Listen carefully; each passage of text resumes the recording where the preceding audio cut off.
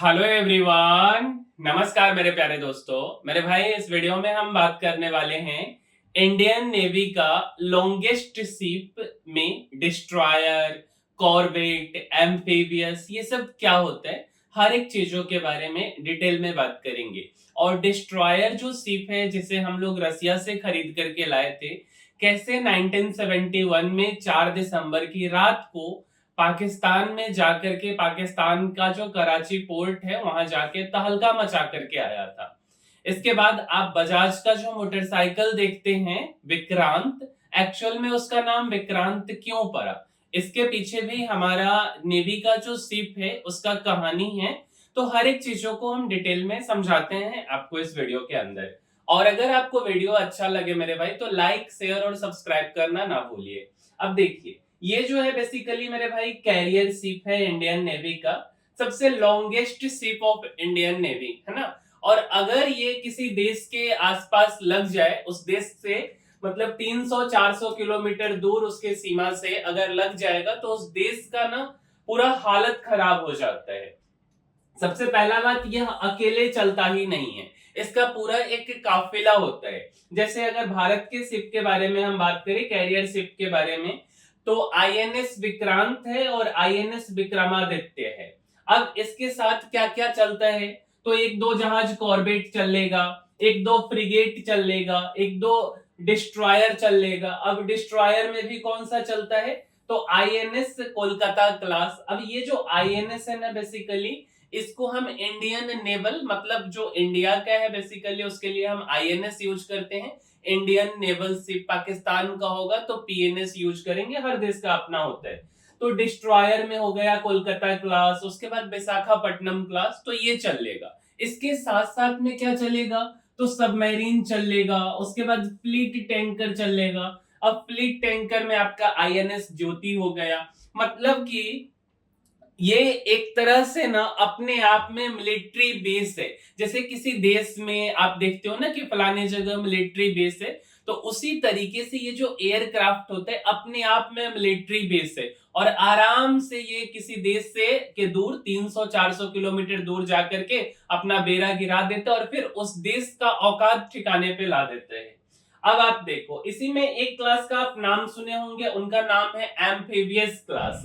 इसको amphibious assault ship बोलते। Basically ये ना अंदर से खोखला होते हैं, और इसका क्या काम होता है ना, कि इसके अंदर में जो है छोटा छोटा सा बोट टाइप का शिप होता है, और अंदर में मिलिट्री भी होगा, वाइल्ड टैंकर भी होगा, हर एक चीज होगा। और इसका क्या काम होता है ना, कि जैसे ये जो बड़ा वाला शिप है ना, अब ये थोड़ा सा ज्यादा पानी में चलेगा, लेकिन मान करके चलो ये देश का सीमा है और यहाँ पे समुद्री क्षेत्र है, तो धीरे धीरे पानी कम होने लगता है। उस केस में क्या होता है ना, कि इस शिप को वहां लेकर के जाना थोड़ा सा खतरनाक हो जाता है। उस जगह पे हम लोग इस जहाज को लेकर के जाते हैं, और इस जहाज में से भी छोटे छोटे से जहाज निकलते हैं, जो कि उसके एकदम समुद्री तट पर जाकर के खड़े हो जाते हैं। इससे मिलिट्री निकलेगा, फिर वहां पे एम्फीबियस शिप ऑपरेशन शुरू कर देता है। इसके बाद आप देखो, इन शिप से जो है मिलिट्री निकला और सीधा उसके सीमा में, उसके क्षेत्र में जाकर के तहलका मचाना शुरू कर दिया। इसके बाद एक आप नाम सुने होंगे हॉवरक्राफ्ट का। बेसिकली हॉवरक्राफ्ट एक फ्लाइंग बोट होता है। अब इसको इस तरीके से डिजाइन किया गया है कि यह पानी में भी चल सकता है, हॉवरक्राफ्ट बर्फ पे भी चल सकता है, जमीन पे भी चल सकता है। जैसे आप देखो, ये ना पानी में चल रहा है, इसके नीचे ना ये जो आप देख रहे हो, ये बेसिकली एयर बैलून होता है। ये एयर भर के आराम से पानी में चल सकता है। इसका खासियत होता है कि यह बहुत तेज चलता है, क्योंकि जो कैरियर शिप होते हैं वे उतने ज्यादा तेज नहीं चलते, प्लस में उसको टर्न लेने में काफी दिक्कत होता है। बट ये काफी फास्ट चलेगा। अगर कहीं पे बर्फीला एरिया है, अंटार्कटिक साइड में जाना है, तो उधर जाकर के ये जो है कि आराम से बर्फ पे चल सकता है। अगर जमीन पे चलने की जरूरत है तो ये जमीन पे भी चलेगा। हॉवरक्राफ्ट का ये खासियत है। इसके बाद जो है ना, बेसिकली डिस्ट्रॉयर, डिस्ट्रॉयर के बारे में हम डिटेल में बात करेंगे, क्योंकि 4 दिसंबर 1971 को पाकिस्तान को जो है ना नानी याद करा करके आया था ये डिस्ट्रॉयर। अब डिस्ट्रॉयर में बेसिकली विशाखापट्टनम क्लास का हो गया। हर शिप का अपना अपना क्लास होता है, तो इसके बारे में अभी हम आपको बताते हैं। इसके बाद आप नाम सुने होंगे फ्रीगेट। थोड़ा सा डिस्ट्रॉयर के बारे में भी समझिए। डिस्ट्रॉयर बेसिकली इसमें है क्या एक्चुअल में ना, कि इसमें मिसाइल से लेके हर एक चीज मतलब लैस है। उसके बाद ये क्या होगा ना कि इसके पास में तेल से लेके हर एक चीज बहुत ज्यादा मात्रा में होता है। मीन्स कि किसी भी देश की सीमा पे ये भी आसानी से जा सकता है मिसाइल लॉन्चर के रूप में, या जो भी अटैक हो सकता है उसको ये रोक सकता है, क्योंकि ये ना बड़ा कैरियर के जाकिरा में चलता है। उसी का छोटा सा वर्जन है फ्रिगेट डिस्ट्रॉयर का, क्योंकि डिस्ट्रॉयर को भी टर्निंग में थोड़ा सा दिक्कत होता है, स्पीड कम होता है, तो फ्रिगेट को बनाया गया। फ्रिगेट सेम डिस्ट्रॉयर का फोटोकॉपी आप बोल सकते हो, बस यह छोटा है और जो है ना आसानी से ये टर्न ले सकता है, स्पीड चल सकता है, मिसाइल लॉन्चर के रूप में इसका यूज किया जाता है। और एक होता है कॉर्वेट क्लास, यह डिस्ट्रॉयर से भी छोटा है, काफी फास्ट है, और इसको ना हम लोग मिसाइल लॉन्चर के नाम से भी जानते हैं। जैसे भारत के अंदर की अगर हम बात करें तो कमोरोता हो गया, उसके बाद आईएनएस कोरा हो गया, तो यह सब कॉर्वेट है। और आप देखेंगे तो ये आसानी से यहाँ पे जो है इसमें ना मिसाइल होता है, मिसाइल आसानी से ये लॉन्च कर सकता है और किसी भी देश पे जाकर के अटैक कर सकता है। ये देखो आप मिसाइल लॉन्चर की तरह। अब समझिए 1971 का जो वार का सिचुएशन बन रहा था ना, तो इस वार के सिचुएशन में क्या हुआ कि सबसे पहले हम लोग ना रसिया से हम लोगों का टाई अप हो गया हुआ था। उसके बाद रसिया में एक जगह है बुलोदार्स्की, ठीक है, वहां पे एक पोर्ट है रिविंस्क पोर्ट, और रिविंस्क पोर्ट से हम लोग 3 शिप लेकर के आए, और 3 शिप जो है बेसिकली यहां से लाया गया है आपको कोलकाता पोर्ट पे, और कोलकाता पोर्ट पे लाया गया। फिर ना वह शिप इतना छोटा था कि उस जहाज को बेसिकली हम लोग डायरेक्ट लेकर के नहीं आ सकते थे, काफी छोटा था, तो उसको ना एक दूसरे जहाज पर लाद करके लाया गया, और फिर कोलकाता से उसको ले जाया गया है ओखा में, जो कि गुजरात में एक पोर्ट है ओखा, वहां पे ले जाकर के इसको रख दिया गया। उसमें कौन कौन सा शिप था, तो एक तो आईएनएस निपात था, और एक वीर था, और तीसरा जो था वो निर्घट था। यह तीनों शिप आसानी से नहीं जा सकता था, इसको टोचन करके, जैसे कोई गाड़ी पंक्चर हो जाता है ना तो उसको टोचन करके हम लोग ले जाते हैं ना, उसी तरीके से इसको सिक्कर से बांध करके, बड़े जहाज के सिक्कर से बांध करके निर्घट को, निपात को और वीर को ले जाया गया। अब ये सब ना डिस्ट्रॉयर क्लास के शिप है। अब डिस्ट्रॉयर क्लास का शिप जो बेसिकली डिजाइन किया गया है कोस्टल एरिया को मॉनिटर करने के लिए, ऐसा नहीं कि आप बीच समुद्र में इसको भेज दोगे, ऐसा हो ही नहीं सकता है। बीच समुद्र में अगर आप भेजोगे तो इसके पास इतना ज्यादा तेल होता नहीं है कि यह अपने आप को वहां से लौट करके लेकर के आ पाए, वहीं डूब जाएगा, खत्म हो जाएगा। तो इसको क्या किया गया ना कि 4 दिसंबर, तीनों शिप को 4 दिसंबर 1971 की रात को जो है यहां पे ले आया गया। गुजरात के पोर्ट से कराची के पास में इन तीनों शिप को ले आया गया। अब तीनों शिप आसानी से जा नहीं सकते थे, तो वहां पे इसको पहुंचाया गया, क्योंकि इंडियन नेवी उस समय ऑपरेशन ट्राइडेंट चला रही थी, क्योंकि हम लोगों का मतलब किसी भी तरीके से ना पाकिस्तान का जो है फ्यूल सप्लाई से लेके हर एक चीजों को कट करना था, और बांग्लादेश का जो है कि युद्ध चल रहा था ईस्ट पाकिस्तान की तरफ। तो ऑपरेशन ट्राइडेंट के तहत जो है कि तीनों को ले जाया गया अरेबियन सी में और कराची पोर्ट के पास में। अब कराची पोर्ट के पास में ले जाया गया, तो सबसे पहला बारी आता है निर्घट का। अब निर्घट क्या करता है ना, इतना मतलब अच्छा सा ये बेसिकली मतलब क्या बोल सकते हैं, सीधा सीधा सादा सा शिप नहीं रहता है। अब निर्घट को बनाया क्यों गया, रसिया क्यों बनाया इसको, तो समुद्री क्षेत्र का रक्षा करने के लिए। अब यह ना कॉर्वेट क्लास का शिप है। अब निर्घट जब आगे गया ना, उसको बीच वहां पे कराची के पास में रख दिया गया, तो निर्घट को दिख गया खैबर। अब खैबर जो जहाज है ना, यह डिस्ट्रॉयर क्लास का जहाज है, काफी उस समय का नामी जहाज हुआ करता था। अब कॉर्वेट को जैसे, ये कॉर्वेट बेसिकली ना निर्घट को जैसे ही खैबर दिखा, अब निर्घट जो है कि खैबर पे मिसाइल अटैक कर दिया, मिसाइल मारा और खैबर का यहीं पे खैरियत ले लिया, खैबर बेसिकली समुद्र में डूब गया। और ये सारा ऑपरेशन, ऑपरेशन ट्राइडेंट जो है बेसिकली रात में चलाया गया था 4 दिसंबर 1971 को। तो रात में चलाने के कारण क्या हुआ ना कि ना ही उस समय इस टाइप का रडार था, कुछ था नहीं कि इसको आसानी से पकड़ा जा सके, तो खैबर इसका डूब गया। अब खैबर डूबने के साथ में क्या हुआ कि पाकिस्तान की जो नेवी थी उसका मनोबल टूट गया। इसके बाद क्या हुआ कि फिर से जो दूसरा अपने पास में शिप था वह भी कॉर्वेट टाइप का ही शिप था। तो वो क्या किया ना, उसको अब दिख गया क्या, कौन सा शिप, तो मुहाफिज दिख गया। और ये बेसिकली किसका काम था, वीर का काम था। तो निर्घट के बाद नंबर आता है वीर का, और वीर जो है ना मुहाफिज को फिर दिखा, जैसे ही इसको मिसाइल मारा और इसको भी पूरा नस्ताभूत कर दिया। अब इसके बाद बारी आता है निपात का। निपात भी कॉर्वेट टाइप का शिप है, और यह बेसिकली ना जब निपात को दिखा कौन सा शिप, तो Venus Challenger, MV Venus Challenger basically merchant ship है, जो कि पाकिस्तान को 1971 में गोला बारूद पेट्रोल डीजल हर एक चीज सप्लाई कर रहा था। निपात को दिखा, निपात मार दिया इस पे मिसाइल। अब मिसाइल मार दिया, पूरा सप्लाई इसके पास जो भी गोला बारूद आर्म्स था, हर एक चीज जो कि दूसरे देश से लेके आ रहा था, सारा का सारा यहीं पे खत्म हो गया।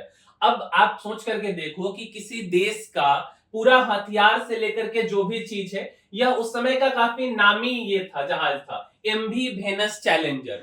तो इसको जो है कि कहानी खत्म कर दिया।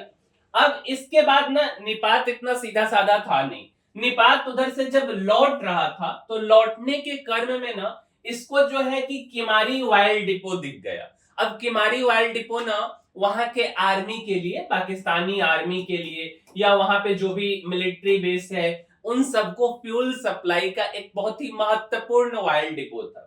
तो जब निपात लौट रहा था रास्ते में, तो ये क्या किया, किमारी ऑयल डिपो को मारा और पूरा मतलब एकदम तहलका मचा दिया। सोचो आप, इस तरीके से इसको मारा ना किमारी ऑयल डिपो को, कि 7 दिन तक वहां पे सूर्य की किरण नहीं पड़ी थी, 7 दिन तक आग खत्म नहीं हुआ। और किमारी ऑयल डिपो के बेसिकली जो मारा गया था निपात से, तो हमारे जो उसमें के जवान थे, जो नेवी थे, वे जब बाहर आकर के देखें अपने शिप से, तो वह बोले कि इससे बढ़िया दिवाली, इससे बड़ा दिवाली हमने आज तक कभी नहीं देखा था। इतना भयंकर विस्फोट हुआ था किमारी ऑयल डिपो में। इसके बाद 7 दिन तक हेलीकॉप्टर से अलग अलग तरीके से आग पे काबू पाया गया, बट 7 दिन लग गया। बट एक्चुअल में वहां पे पाकिस्तान का क्या दिक्कत था ना, कि पाकिस्तान का कोई भी जो फाइटर जेट है, या मतलब उनके जो एयरफोर्स है, वे आ करके नहीं वीर को मार पाए, नहीं निपात को, नहीं निर्घट को, किसी को कुछ नहीं कर पाए, क्योंकि वे आ ही नहीं पाए। सारा ऑपरेशन रात को चल रहा था। अब क्या हुआ ना, कि उस समय में इस ऑपरेशन को जो है रडार के माध्यम से वहां के एडमिरल थे सरगेई गोर्स्कोव, तो ये बेसिकली देख रहे थे। अब ये देख करके ना इनको अचंभा हो रहा था कि निपात हो गया, या वीर हो गया, या निर्घट हो गया, इन सबको हम लोग किस लिए बनाए थे, कोस्टल समुद्री क्षेत्र के आसपास का निरीक्षण करने के लिए। अब बीच में अरेबियन सी में जो है जा करके किसी दूसरे देश के पोर्ट के नजदीक जाकर के उसको तहलका मचा दे, उसके हर एक मतलब मुआफिज हो या उसका एमबी क्लास का जो है कि तेल सप्लाई करने वाला जहाज हो, सबको मार दिया।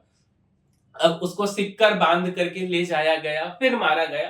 तब इनको लगा कि भाई यार, सबसे बड़ा चीज क्या है ना, कि जो जहाज है वे तो ठीक है, जो हथियार है वे तो ठीक है, बट उसके चलाने वाले में दम होता है। तब ये बोले कि भाई इस शिप को चला कौन रहा था, हम उनसे मिलना चाहते। तो जब युद्ध खत्म हुआ, तब बेसिकली ये जो है भारत आए। और भारत आए तो भारत मतलब किसी भी देश का अपना एक परंपरा होता है कि वहां के जो मतलब टॉप नेवी ऑफिसर होते हैं, उन्हें आपको क्या करना होता है, तो नेवी ऑफिसर है तो नेवी का जो सबसे बड़ा जहाज होगा उस पे आपको पार्टी, डिनर पार्टी या भोज पे आपको निमंत्रित किया जाएगा। तो उस विश्व युद्ध का, मींस विश्व युद्ध बोल रहे 1971 के वार का जो सबसे बड़ा हीरो था ना, आईएनएस विक्रांत था और आईएनएस राजपूत था। तो आईएनएस राजपूत तो विशाखापट्टनम पोर्ट पे एक तरह से बोलो कि वह खराब हो गया था, उसका रिपेयरिंग चल रहा था। बट विक्रांत जो है ना बहुत बर्बाद किया था। और आईएनएस राजपूत क्या किया था, तो पीएनएस गाजी को मार दिया था। तो विक्रांत जो है इस पे इनको जो है निमंत्रण दिया गया। अब विक्रांत पे जो है कि पूरा खाना पीना बना और इनको खिलाने के लिए निमंत्रण दिया गया।